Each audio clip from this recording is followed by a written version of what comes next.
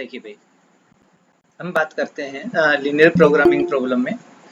और हमारे सबसे पहले जब हम बात करते हैं लीनियर प्रोग्रामिंग प्रॉब्लम को, हम एक एक स्टेप में पहले एक्सप्लेन करते हैं भाई होती क्या है, इसके अंदर जो जो टर्म्स यूज कर रखी हैं वो क्या होंगी, और उन सभी को हम डिटेल में एक बार स्टडी कर लेते हैं। देन हम इस प्रोग्रामिंग जो एलपीपी है उसके सॉल्यूशंस के बारे में बात करेंगे यहाँ पे। तो सबसे पहले मेरे पास जो है वो है ऑप्टिमाइजेशन प्रॉब्लम। ऑप्टिमाइजेशन प्रॉब्लम क्या होती है भाई, आपके पास कोई भी एक ऐसी प्रॉब्लम जिसमें आपको मैक्सिमम या मिनिमम वैल्यू फाइंड करने के लिए बोल दिया जाता है। ठीक है, अ प्रॉब्लम विच सीक्स, या फिर एनी प्रॉब्लम लिख लीजिए, एनी प्रॉब्लम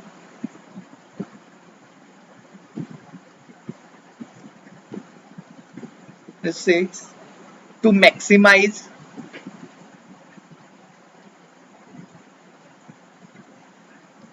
भाई, मैक्सिमाइज भी हो सकता है या फिर वहां पे आपको मिनिमाइज भी हो सकता है, दोनों में से कोई भी मिल सकता है, मैक्सिमाइज या मिनिमाइज। और जब मैक्सिमम के बारे में बात करेंगे तो वो बात होगी प्रॉफिट के बारे में, और अगर मिनिमम के बारे में बात कर रहे हैं इट मींस वो कहीं ना कहीं लॉस को मिनिमाइज करने के बारे में बात की जाएगी, कुछ इस तरह से। ठीक है, मैक्सिमाइज या minimise form which seeks to maximise और minimise a general class of problem। ठीक है, any problem which seeks to maximize or minimize form, उस जो भी आपके पास मैक्सिमम या मिनिमम मिनिमाइज टाइप की जो प्रॉब्लम है उसको हम बोलते हैं ऑप्टिमाइजेशन प्रॉब्लम। अब जो एलपीपी के बारे में हम यहाँ पे बात कर रहे हैं, एलपीपी जो linear programming problem, it is a special case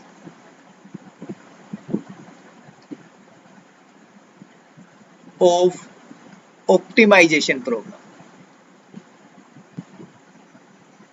जो आपके पास ऑप्टिमाइजेशन प्रॉब्लम्स होंगे ना, उनमें से एक स्पेशल केस के बारे में ही बात करें भाई। ऑप्टिमाइजेशन प्रॉब्लम्स आपके पास बहुत टाइप की हो सकती हैं, उनमें से एक स्पेशल टाइप की जो प्रॉब्लम है जिसके बारे में हम बात करेंगे वो है एलपीपी। ठीक है, जब हम एलपीपी के बारे में बात करते हैं तो मैं आपको सबसे पहले एक्सप्लेन कर देता हूं कि एलपीपी होती क्या है, उस एलपीपी के अंदर फिर जो टर्म्स आ रही हैं उनको एक्सप्लेन करेंगे। तो देखिए यहाँ पे आपको सबसे पहले तो एक फंक्शन गिवन होगा, या तो मैक्सिमाइज करवाएगा ये इसको,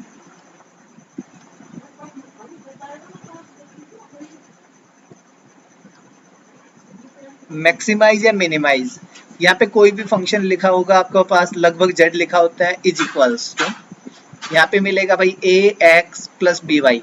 अभी आप जो पढ़ रहे हो उसमें दो ही वेरिएबल्स यूज होंगे, तो हम इसको बस इसी टाइप से ले लेते हैं, A and A X plus B Y. इसके साथ कुछ कंडीशंस लिखी होती हैं। ठीक है, इसको मैं थोड़ी देर के लिए लिख देता हूँ, सब्जेक्ट टू।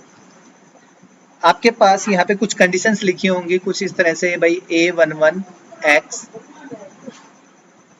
a12 y। यहाँ पे आपके पास या तो लेस देन का इक्वल्स टू, या फिर ग्रेटर देन और इक्वल्स टू, कोई भी एक साइन हो सकता है आपके पास। ठीक है, a12 x, a22 y, यहाँ पे भी लेस देन और ग्रेटर देन इक्वल्स टू कोई भी साइन हो सकता है। इस तरह से ये एक से ज्यादा इक्वेशंस आपको मिल सकती हैं सेम कंडीशंस के साथ। और इसके साथ एक कंडीशन और होगी, यहाँ पे बोला जाएगा x and y greater than equals to 0। तो ये जो हम बात कर रहे हैं ये है आपके पास मैथमेटिकल फॉर्म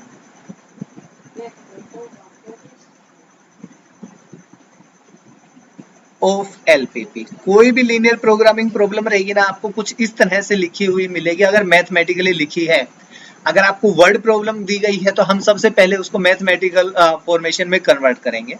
अब देखो यहाँ पे जो चीजें आ रही हैं हम इनको एक एक करके समझते हैं। सबसे पहले तो एक फंक्शन यहाँ पे आपको दिख रहा होगा, ठीक है, मैक्सिमाइज या मिनिमाइज। ये जो फंक्शन दिख रहा है इसको हम बोलते हैं ऑब्जेक्टिव फंक्शन, ऑब्जेक्टिव फंक्शन। तो ऑब्जेक्टिव फंक्शन के बारे में आपसे कोई पूछे भाई ऑब्जेक्टिव फंक्शन क्या होता है, तो function which we have to maximize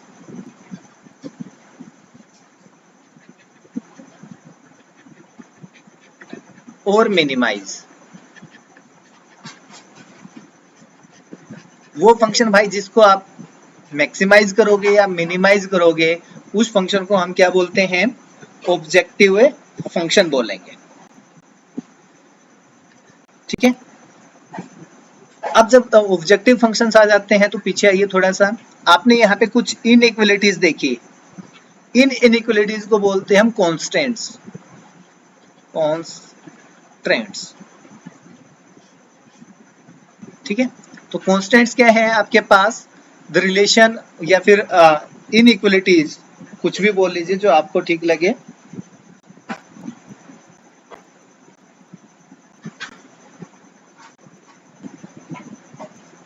the variables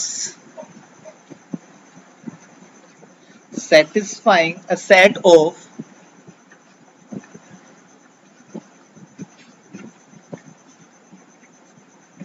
linear inequalities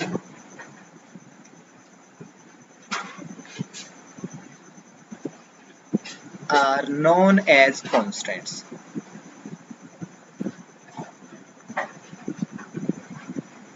ठीक है।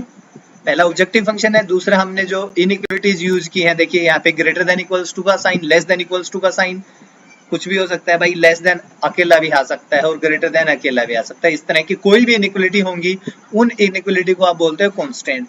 साथ में आपने ये कंडीशन लिखी, जो भी आप एलपीपी की बात करोगे ये कंडीशन भी वहां पे आपको पक्का मिलेगी, X Y greater than equals to 0। तो ये आपके पास होते हैं नॉन नेगेटिव कांस्टेंट्स।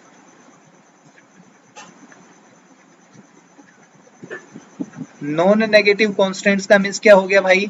जो आपने लिखा x and y greater than equals to 0। ठीक है। नॉन नेगेटिव का सिंपल सा मींस है कि जो कांस्टेंट्स है वो नेगेटिव है नहीं होंगे। It means x and y greater than equals to हो जाएगा आपके पास 0। क्लियर?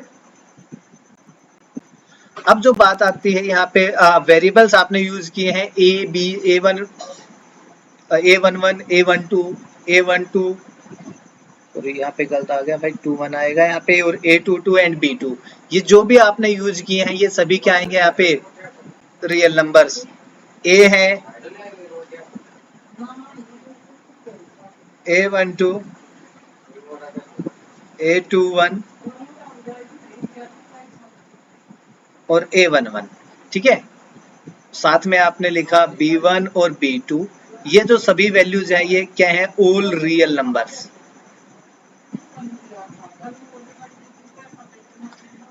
ठीक है। तो ये आपके पास सभी रियल नंबर्स रहेंगे जो भी आपके पास इस प्रॉब्लम के अंदर दिख रहे हैं भाई। ए बी, यहाँ पे जो ये कॉन्स्टेंट्स हैं ये सभी रियल नंबर्स में से कोई भी हो सकते हैं। मीन्स हमारे पास इनके ऊपर कोई रेस्ट्रिक्शंस नहीं है कि भाई ये नेगेटिव होने चाहिए या फिर ये पॉजिटिव होने चाहिए, ऐसा हमने कहीं पे कुछ भी नहीं बोला है। ठीक है। किसी को कोई प्रॉब्लम भाई इतने में? नहीं सर। No sir. ये तो देखो एलपीपी जो आपके पास है, अब मैंने आपको साथ कल भी डिस्कस किया था भाई। लीनियर का मीन्स क्या है कि यहाँ पे जो भी मैथमेटिकल ऑपरेशंस हो रहे हैं उनमें आपके पास पावर क्या रहेगी? 1। देखिए एक्स वाई दोनों की पावर 1 1 1 और 1, हर जगह पे पावर क्या है? 1 1 है। तो ये जो लीनियर वर्ड है इसका मीन्स इन सभी की पावर 1 आएगी। अगर आपने बेटा x इंटू वाई कर दिया ना तो ये पावर 1 नहीं रह जाती। इस कंप्लीट टर्म की पावर कितनी हो जाती है? देखो 1 + 1 2 होती है वो। ठीक है ना। तो लीनियर है, इट मींस x और y की पावर सिंगल मिलेगी और दोनों अलग अलग ही मिलेंगे, मल्टीप्लाई में भी नहीं मिलेंगे आपको कहीं पे भी। लीनियर हो गई। प्रोग्रामिंग का मीन्स है, जो आप इसको मेथड बोल लो या फिर टेक्निक्स बोल लो सॉल्यूशन के लिए। जो भी आपकी प्रॉब्लम है उस प्रॉब्लम को सोल्व करने के लिए जो मेथड्स आप यूज कर रहे हो उसी को हम यहाँ पे प्रोग्रामिंग नाम दे रहे हैं।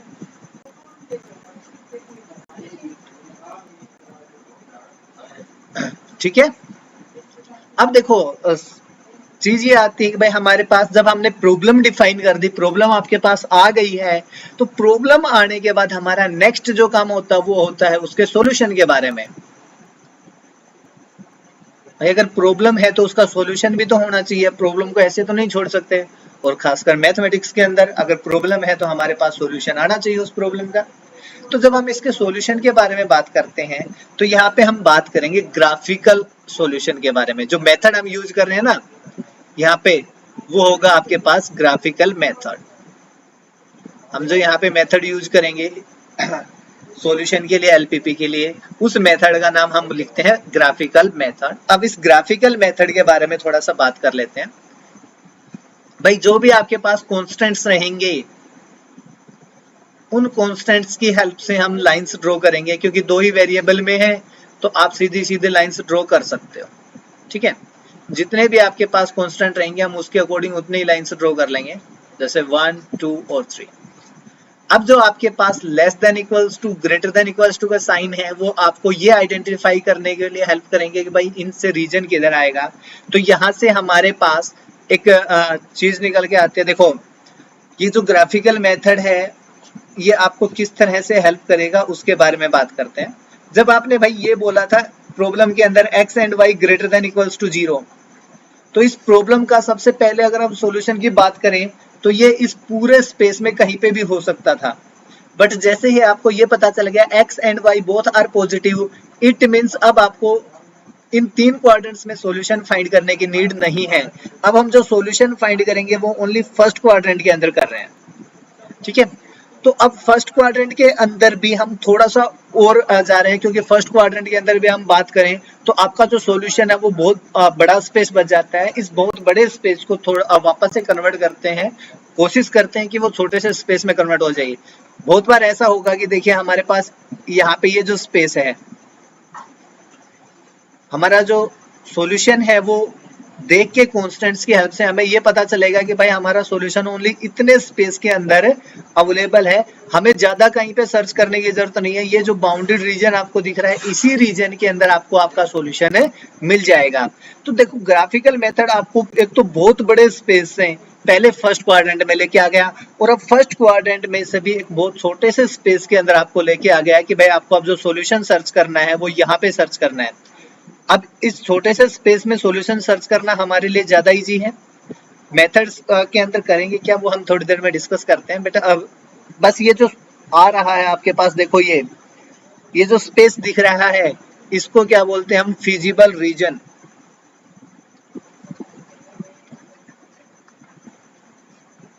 ठीक है, जो यहाँ पे बाउंडेड स्पेस आ रहा है आपके पास, इस बाउंडेड स्पेस को क्या बोला जाता है, फिजिबल रीजन। ठीक है, जो भी आपको फिजिबल रीजन वो रीजन है भाई जहां पे आपके पास पॉसिबिलिटी है सॉल्यूशन फाइंड होने की।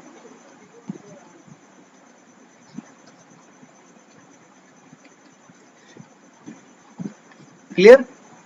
फिजिबल रीजन का सीधा सा मीन्स ये कि भाई ये वो वाला रीजन है जिसके अंदर हमें हमारा सॉल्यूशन मिल जाएगा।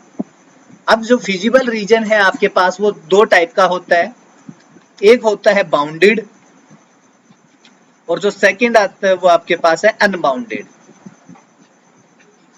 अब आपके पास 2 रीजन दिख रहे हैं, एक तो मैंने यहाँ पे आपके पास किया है, ये डार्क कर रखा है। ये वाला जो रीजन है ये तो है बाउंडेड रीजन, देखो तीनों साइड से बंद हो गया, ये कहीं से भी ओपन नहीं बचा है। तो अगर कोई ऐसा रीजन है जो हर तरफ से बंद हो जाए तो उसको हम बोलते हैं बाउंडेड फिजिबल रीजन।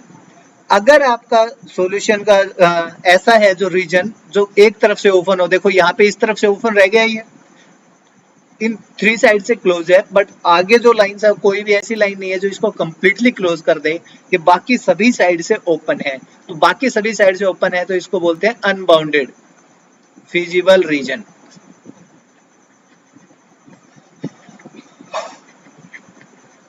ठीक है, तो ये वाला जो रीजन है आपका, इस टाइप का कोई भी रीजन हमें मिलेगा तो उसको हम बोलते हैं unbounded feasible region.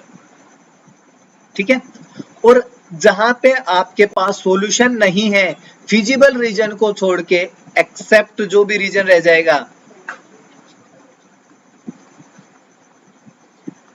Accept feasible region जो भी रह जाएगा उसको बोलते हैं हम इनफिजिबल रीजन। उसको क्या बोलोगे, इनफिजिबल रीजन। ठीक है, अब दूसरा आप जब चलोगे तो पहला तो हमने फिजिबल रीजन के बारे में बात किया। यस दीपांशु? सर नहीं आया इस समझ में फिजिबल रीजन, एक बार दोबारा एक्सप्लेन कर दो। देखो भाई हम जब ग्राफ ड्रॉ कर रहे हैं तो फर्स्ट क्वाड्रेंट में तो आ गए हम, बिकॉज हमें पता है x और y greater than equals to 0, definition में ही है ये चीज हमारे पास, ठीक है। और ये करने के बाद हम कॉन्स्टेंट्स की हेल्प से लाइंस ड्रॉ करेंगे और रीजन फाइंड करते हैं। वो रीजन कहीं पे भी और कैसे भी आ सकता है, इसके बारे में हम जब क्वेश्चन सोल्व करेंगे तब मैं आपको बताऊंगा कि ये रीजन कैसे ऑब्टेंड हो रहे हैं। मैं बस अभी आपको ये बता रहा हूँ कि अब आपके पास रीजन है वो 2 से 3 टाइप के हो सकते हैं, 2 ही टाइप के हैं। एक तो भाई ये देखो हर तरफ से बंद हो गया, और एक इस तरह है आपके पास, चाहे तो ये आ जाए चाहे ये आ जाए, जो ओपन रह जाए, ठीक है। तो अगर आपके पास रीजन बाउंडेड है तो इसको बोलते हैं feasible, bounded feasible region, bounded feasible region.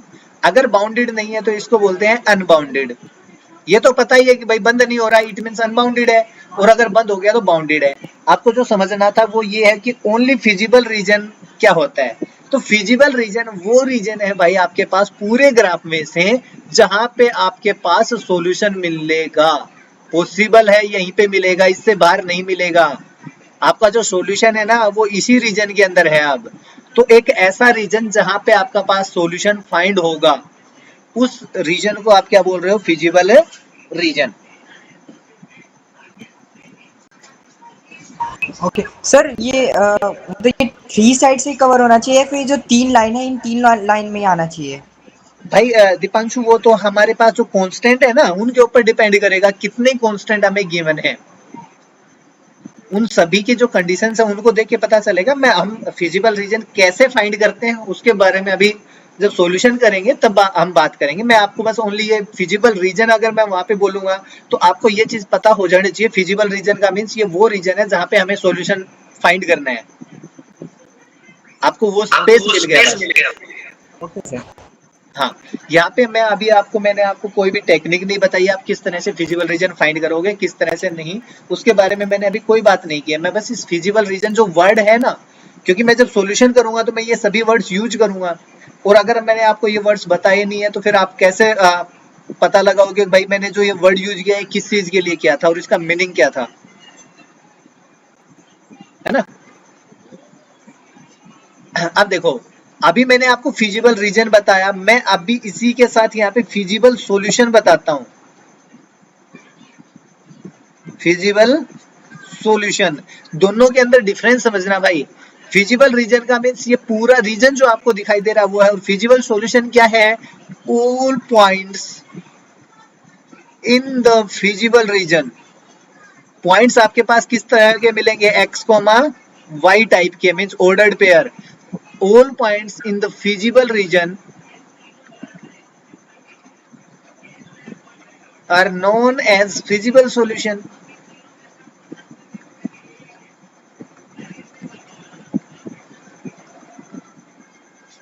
इस फिजिबल रीजन में जो भी पॉइंट हैं उन पॉइंट्स को आप, जो भी x और y की वैल्यूज आ रही हैं भाई, x और y की वैल्यू a डैश और y की वैल्यू बोल देता हूँ b डैश, जो भी ये वैल्यूज आ रही होंगी उन सभी वैल्यूज को हम यहाँ पे बोल देते हैं फिजिबल सॉल्यूशन। कोई डाउट है फिजिबल रीजन और फिजिबल सॉल्यूशन में? नहीं सर। क्लियर है। अब देखो, जब हम फिजिबल सॉल्यूशन फाइंड कर लेते हैं, फिजिबल रीजन फाइंड कर लेते हैं, उसके बाद हम आते हैं, हमारा जो फाइनल आंसर आएगा जिसको हम बोलते हैं ऑप्टिमम वैल्यू या फिर optimum solution.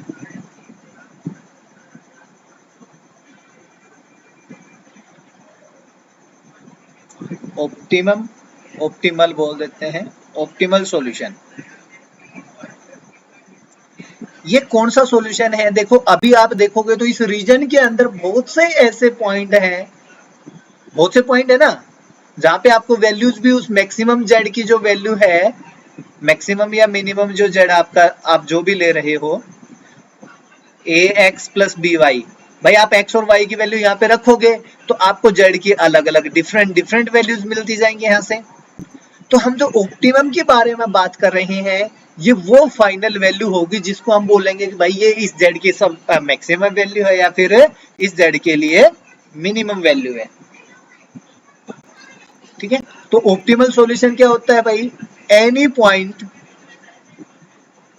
In the feasible region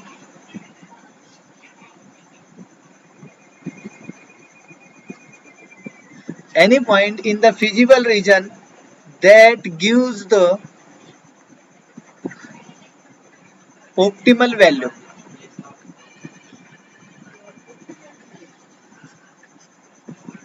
optimal value का मीन्स आपके पास मैक्सिमम या फिर मिनिमम वैल्यू से है भाई। मैक्सिमम या मिनिमम कोई भी आती है, उसी उन दोनों में दोनों वैल्यूज को हम ऑप्टिमल बोलते हैं यहाँ पे। ठीक है, ऑफ द ऑब्जेक्टिव फंक्शन। पूरे फिजिबल रीजन में से वो वाला पॉइंट जहां पे आपको जेड की सबसे ज्यादा मैक्सिमम मीन्स जेड की सबसे ज्यादा वैल्यू मिले या फिर जेड की सबसे कम वैल्यू मिले, उसको हम बोलते हैं ऑप्टिमल सॉल्यूशन, उस एक्स और वाई को। ठीक है, तो एक्स और वाई की जो वैल्यूज आएंगी उनको आप बोलोगे ऑप्टिमल सॉल्यूशन, और जो जेड की मैक्सिमम या मिनिमम जो वैल्यू आते हैं उसको हम बोल देते हैं ऑप्टिमल वैल्यू।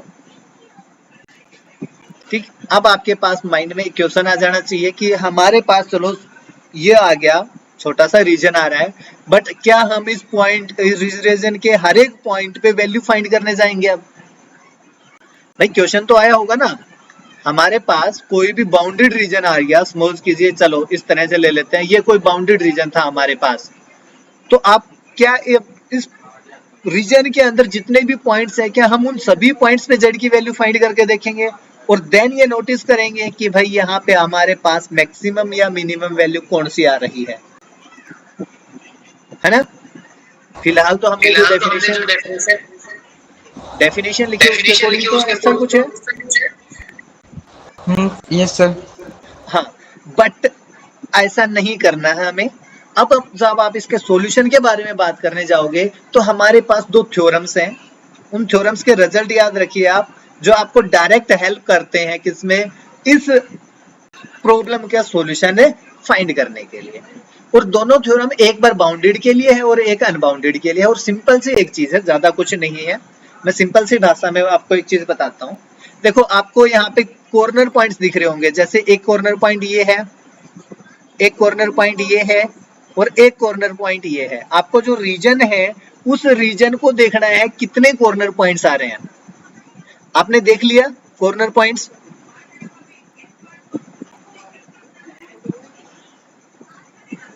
है ना?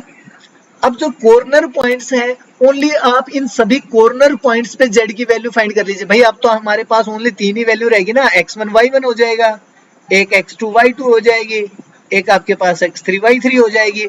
अब आप सभी इस रीजन की सभी जगह वैल्यू फाइंड ना करके ओनली इन 3 गिवन पॉइंट्स पे, जो आपके पास ऑलरेडी होंगे ये पॉइंट, जब आप सॉल्यूशन करोगे तो ये तीनों पॉइंट्स आपके पास मिलेंगे और उन तीनों पॉइंट्स पे आप जेड की वैल्यू फाइंड कर दीजिए और 3 वैल्यू आपके पास आएंगी जेड की। उनमें से आप ऑब्जर्व कर सकते हैं कि जेड की मैक्सिमम वैल्यू क्या है और जेड की मिनिमम वैल्यू क्या है। इतना तो ऑब्जर्व होगा।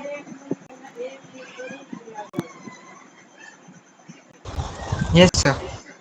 ठीक है, तो भाई आपको ज्यादा कुछ नहीं करना। अगर आर आपके पास कोई भी बाउंडेड रीजन है, रीजन भी कैसा है, बाउंडेड है, और आपके पास कोई भी ऑप्टिमल प्रॉब्लम है, मैक्सिमाइज या minimise, z is equals to ax plus by, then find the value of z at corner points only. ठीक है, और भाई अगर आपके पास z है ना, तो आपके यहाँ से मैक्सिमम, जब आप बाउंडेड रीजन देख रहे हो तो दोनों वैल्यूज मिल जाते हैं लगभग, आपको मैक्सिमम और मिनिमम दोनों वैल्यूज मिल जाएंगे। ठीक है, जो सेकंड थ्योरम हमारे, यस सर वैसे हर बार ये जो मतलब बाउंडेड रीजन में ही होगा, अनबाउंडेड में कभी फाइंड नहीं हो पाएगा? नहीं, अनबाउंडेड में भी होगा बेटा। ये सेकंड जो थ्योरम है ये उन्हीं के बारे में बात कर रही है। और अनबाउंडेड में आपको दोनों में से एक ही वैल्यू मिल पाती है लगभग। या तो मिनिमम या मैक्सिमम। हाँ ठीक है, देखो अगर मेरा अनबाउंडेड रीजन है तो इस तरह का कोई रीजन आएगा, तो इसके अंदर भी मेरे को ज्यादा कुछ अलग नहीं करना है। इसके लिए भी मैं सबसे पहले कॉर्नर पॉइंट से फाइंड करूंगा। अब ये जो कॉर्नर पॉइंट्स आए, इन्हीं कॉर्नर पॉइंट्स पे रख के आप z की वैल्यू फाइंड करोगे। ठीक है, अगर रीजन आपका अनबाउंडेड भी हो जाता है तब भी आप यही कॉर्नर पॉइंट्स फाइंड करोगे, और इन कॉर्नर पॉइंट्स पे देखोगे आपके पास जो z है वो मैक्सिमम या मिनिमम वैल्यू कैसी वैल्यू दे रहा है। सॉरी, लगभग आपके पास अनबाउंडेड में मिनिमम वैल्यू मिलती है। ठीक है, ओके सर, मिनिमम। हाँ अनबाउंडेड में लगभग मिनिमम वैल्यू के लिए ही क्वेश्चन होता है अनबाउंडेड का जब होता है। अदरवाइज आपके पास मैक्सिमम का जो क्वेश्चन होगा वो बाउंडेड वाले में मिलेगा। किसी को कोई प्रॉब्लम? No sir. ओके, चलो एक एग्जांपल कराता हूं मैं, ज्यादा कुछ नहीं। एक एग्जांपल से हम जो हमने काम किया है ना उसी के पूरा एक बार समझने की कोशिश करते हैं। पहला क्वेश्चन कर लेते हैं एक्सरसाइज 12.1 से। ठीक है, देखिए आपके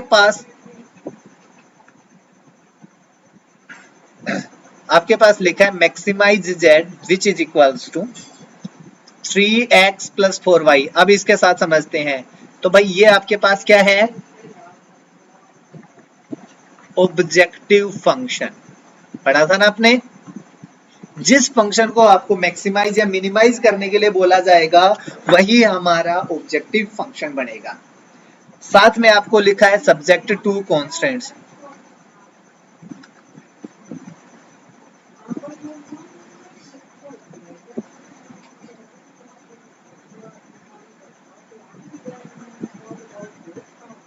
देखो x plus Y less than equals to 4, इसमें एक ही है। साथ में आपको बोला गया है x भी greater than equals to 0 and y भी ग्रेटर देन इक्वल्स टू 0। तो देखो यहाँ पे ओनली एक ही कांस्टेंट गिवन है, ये आपके पास नॉन नेगेटिव कांस्टेंट है। ये गिवन प्रॉब्लम है, मैथमेटिकल फॉर्म में है, तो हमें ज्यादा कुछ करने की जरूरत नहीं, हम सीधे सॉल्यूशन की तरफ चलते हैं। देखो भाई आपके पास अब सॉल्यूशन में बात करोगे तो आप बोलोगे maximum z is equals to 3x plus 4y। हो गया। अब subject to constants,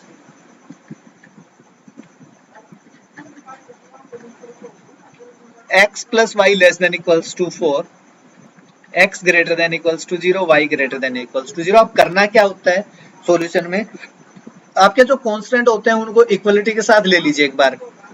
take x plus Y is equals to 4।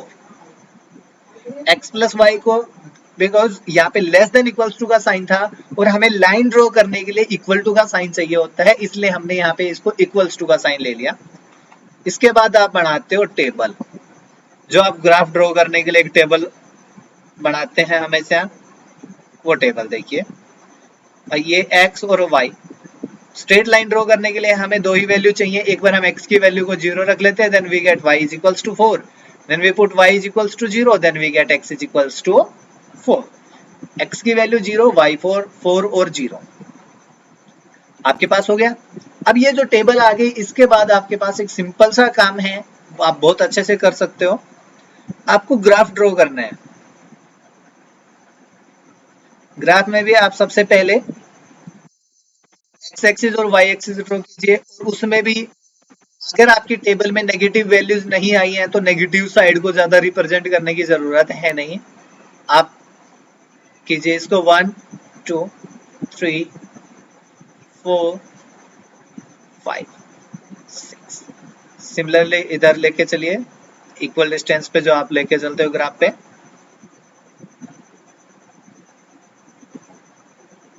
ठीक है, आपके जो लाइन थी उसमें देखो पॉइंट क्या था, एक तो 0 4 एक 4 0, दोनों पॉइंट्स को मार्क कीजिए। x की वैल्यू 0, y की वैल्यू 4, आपका पॉइंट यहाँ पे आएगा, ये रहा भाई। एंड x की वैल्यू 4, y की वैल्यू 0, आपका पॉइंट यहाँ पे है, ये पॉइंट हो गया 4,0, ये वाला जो पॉइंट है ये हो गया 0,4। और स्ट्रेट लाइन अगर आपको ड्रॉ करनी है तो आपको ज्यादा कुछ नहीं करना, यहाँ से एक दोनों पॉइंट्स को साइन कर दीजिए आप।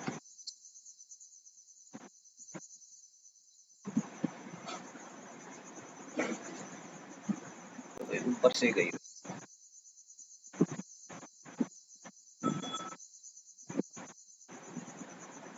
चल जाएगा काम, ओके ठीक है भाई। ये लाइन हो गई हमारी, इस लाइन पे आप लिख देना x plus Y is equals to 4, क्योंकि बिकॉज ये इक्वल्स टू वाले साइन के लिए है। अब देखो जैसे ही आपके पास कॉन्स्टेंट्स के लिए लाइन ड्रॉ हो गई, अब आप रीजन के बारे में बात करोगे, रीजन कौन सा आएगा। तो भाई कांस्टेंट को अच्छे से देखना, x plus Y less than equals to 4। एक सिंपल सी ट्रिक बताता हूं आपको यहाँ पे कि रीजन किधर का आएगा भाई, या तो इस लाइन से नीचे की तरफ रीजन बनेगा या इस लाइन से ऊपर की तरफ रीजन बनेगा। अब वो रीजन बनेगा कैसे, उसके लिए एक सिंपल सी ट्रिक ये है, यहाँ पे आपका है ओरिजन, तो भाई x और y के लिए 0 और 0 रख के देखिए, 0 प्लस 0 इक्वल्स टू 0, और इन दोनों का सम क्या लेस देन इक्वल्स टू 4 है। भाई क्या 0 छोटा है 4 से, लेस है ना। अगर ये सेटिस्फाई कर रहा है मींस करेक्ट आ रहा है, तो आपका जो रीजन है वो ओरिजिन की तरफ का आ जाएगा। सर एक बार फिर से बताना। देखो बेटा, x plus Y less than equals to 4 है, आप x की जगह भी 0 रखिए, y की जगह भी 0 रखिए, 0 प्लस 0 करेंगे क्या है आपके पास 0। अब आप ये देखो क्या 0 लेस देन इक्वल्स टू 4 आया,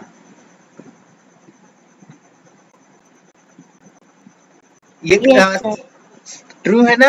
अगर ये ट्रू है इट मींस आपका जो 0 है, ये 0.0 और 0 वाला जो पॉइंट था वो रीजन के अंदर आएगा, तो आप इस जो लाइन है उससे नीचे की तरफ एरो करके छोड़ दोगे। बट यहाँ पे हमारे पास क्या है कि एक ही कांस्टेंट गिवन है, तो जब एक ही कांस्टेंट गिवन है तो हम ज्यादा नहीं देखेंगे, तो आप भाई इस लाइन से नीचे x ग्रेटर देन 0, तो भाई x ग्रेटर देन 0 वाला पॉइंट कौन से आएंगे, इधर वाले भाई y एक्सिस से राइट साइड में जहां पे भी जाओगे वहां पे x ग्रेटर देन 0 रहेगा, एंड y ग्रेटर देन 0 का मीन्स ऊपर की तरफ। अब इन तीनों में जो पॉइंट कॉमन आएगा वो रीजन कौन सा है भाई, इससे तो देखो आप यहां तक भी आ जाओगे ना, ऐसे x इधर पॉजिटिव है, y इधर भी पॉजिटिव है, बट इस रीजन में ये वाली लाइन तो सेटिस्फाई नहीं होगी, इसके लिए तो एरो नीचे की तरफ थे, तो तीनों का जो कंबाइंड रीजन है आपका वो ये वाला बढ़ गया नीचे तक।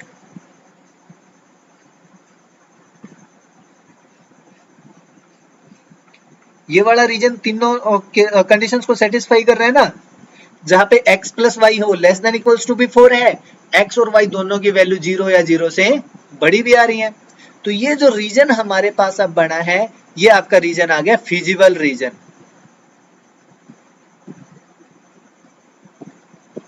अब इसमें तो आपको ज्यादा कुछ करने की जरूरत नहीं थी, आप यहाँ पे नाम दे दीजिए O मीन्स ओरिजिन वाला, A पॉइंट को 0,4 एंड B पॉइंट को 4,0। आपके पास तीनों पॉइंट्स के तीनों कॉर्नर पॉइंट्स हैं, तो आप यहाँ पे लिखोगे कॉर्नर पॉइंट्स आर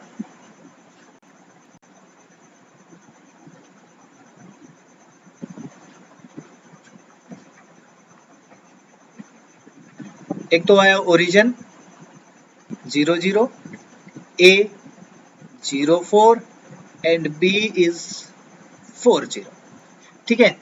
तो देखो ये आपके पास जो कॉर्नर पॉइंट है, अब आपको ज्यादा कुछ नहीं करना, जैसे ही आपके पास कॉर्नर पॉइंट्स मिल जाते हैं आप बोलोगे वैल्यू ऑफ जेड।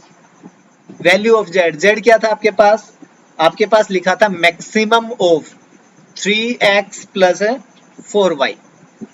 तो भाई यहाँ पे देखो x की वैल्यू 0, y की वैल्यू 0, तो 0 0 पे z की वैल्यू कितनी आएगी भाई, यहाँ पे x की जगह भी 0 रख ले, y की जगह भी 0 रख ले, 0 plus 0 is 0। Value at a पे वैल्यू देखोगे तो x की जगह 0 रखोगे, y की जगह 4 इंटू 4 कितना हो जाएगा 16। अब x की जगह पे 4 और y की जगह पे 0, तो x की जगह पे 4 रखा, 4 3 जा 12 प्लस 0 करेंगे 0। तो यहाँ पे मैक्सिमम वैल्यू कितनी है भाई 0, 16 और 12 में से कौन सी मैक्सिमम है 16। तो आप लिखोगे therefore maximum of z is equals to 16 और कहां पे मिली आपको at x is equals to 0 and y is equals to 4। ये आपका हो गया इसका सॉल्यूशन, जो ऑप्टिमल सॉल्यूशन के बारे में बात कर रहे थे। तो ये जो आपके पास आया है ये है ऑप्टिमल सॉल्यूशन।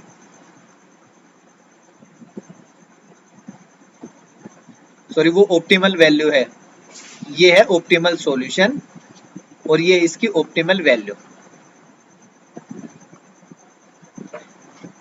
z की जो मैक्सिमम या मिनिमम वैल्यू है उसको बोलते हैं हम ऑप्टिमल वैल्यू, और जो x और y की वैल्यू आएंगी उनको बोलते हैं हम ऑप्टिमल सॉल्यूशन।